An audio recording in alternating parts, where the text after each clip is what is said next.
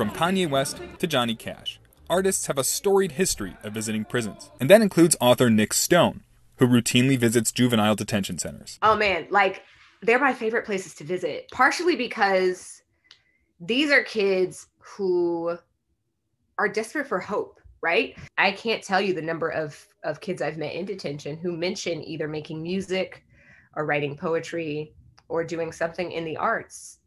This is what they look forward to when they get out. So I'm thrilled to be a part of this tradition of artists going in to speak to the ones that society would rather just ignore. But loving the kids she speaks to can also make it difficult to write books. Stone says her most recent book, Dear Justice, is based in reality, much like its predecessor, Dear Martin.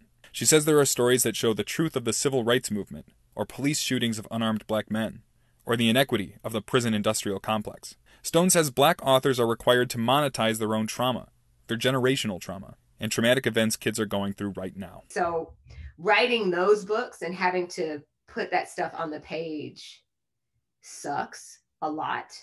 I'm glad that I have the opportunity to do it, and I take it very seriously.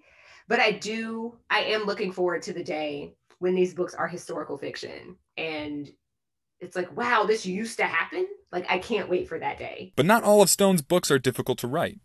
One of her favorites came to fruition after she saw Marvel's Black Panther and wanted to write about the superhero's sister, Shuri.